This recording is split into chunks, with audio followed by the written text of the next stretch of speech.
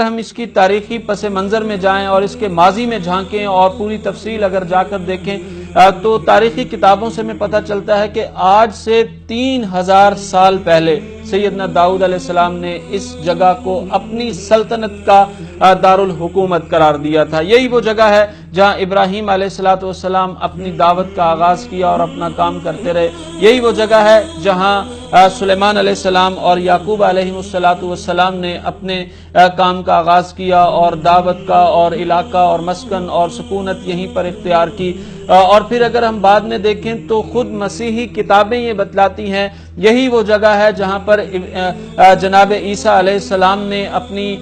جو ہے ابتدائی تعلیم و تربیت بھی پائی اور یہیں سے اپنی دعوت و تبلیغ کا آغاز کیا، اور بعض عیسائی کتب کے مطابق، مسیحی کتب کے مطابق یہیں پر وہ مصلوب ہوئے، انہیں صلیب پر چڑھایا گیا۔ اور پھر اگر ہم بعد میں بات کریں رسالت میں آپ صلی اللہ علیہ وسلم کی، تو یہی وہ جگہ ہے، فلسطین کا یہ علاقہ بیت المقدس جہاں پر اب مسجد اقصی قائم ہے، یہیں پر رسالت میں آپ صلی اللہ علیہ وسلم نے انبیاء کرام کی امامت فرمائی۔ تو یہ انبیاء کا وطن کہلاتا ہے، انبیاء کی سرزمین اس علاقے کو کہا جاتا ہے۔ بعد میں سیدنا عمر رضی اللہ تعالیٰ عنہ نے اس علاقے کو فتح کیا اور ان کے بعد پھر یہ علاقہ صلیبیوں کے پاس گیا، تو مسلمانوں کے عظیم شاہ سوار سلطان صلاح الدین ایوبی نے یہاں صلیبی جنگیں لڑیں، کئی صلیبی جنگیں ہوئیں اور ان میں پھر بیت المقدس کو فتح کیا گیا اور اس علاقے کو دوبارہ یہ علاقہ اسلام کے زیر نگیں آیا۔ اور یہاں پر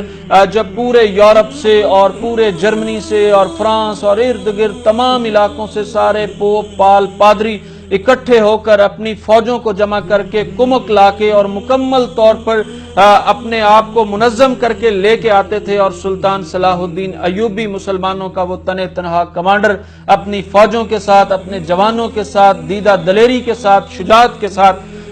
برسر پیکار ہوتا تھا اور انہیں شکست دیتا تھا۔ پیغام ٹی وی